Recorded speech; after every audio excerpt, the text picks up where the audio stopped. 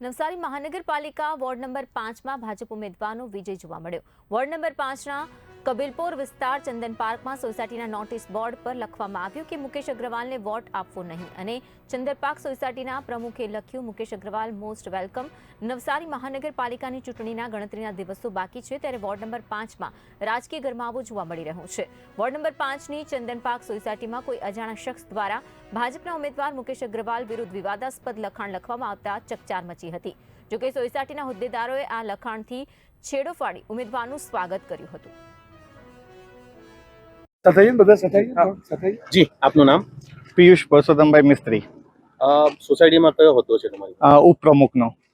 જે ચંદન પાર્ક સોસાયટીની અંદર બોર્ડ પર કોઈ અજાણ્યા વ્યક્તિ દ્વારા લખવામાં આવ્યું હતું, મુકેશભાઈ મત માંગવા આવશો નહીં, તે રીતનું લખ્યું હતું, શું કહેશો એને લઈને?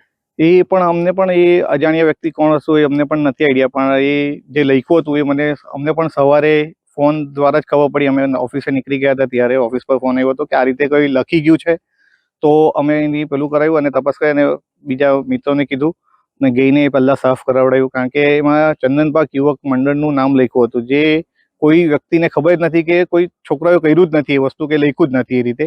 તો એ પહેલાં તો એ નામ આવ્યું એટલે અમને ખટાયું કે અમારું નામ કોણ બદનામ કરી રહ્યું છે આ રીતે। તો એના માટે મેં પહેલાં તો અમારા છોકરાઓને કહીને બધાને કહીને પહેલાં તો એ ભૂસાવડાવ્યું અને ત્યાં આજે મુકેશભાઈ વેલકમ એ રીતે કરાવ્યું લખાયું છે। અને આ એક એવું લાગી રહ્યું છે કે જે સ્પેશિયલી કે ચંદન પાર્ક સોસાયટીનું નામ બદનામ કરવા માટે આ ખાલી એક કાવતરું કરવામાં આવ્યું હોય એવું લાગી રહ્યું છે અત્યારે।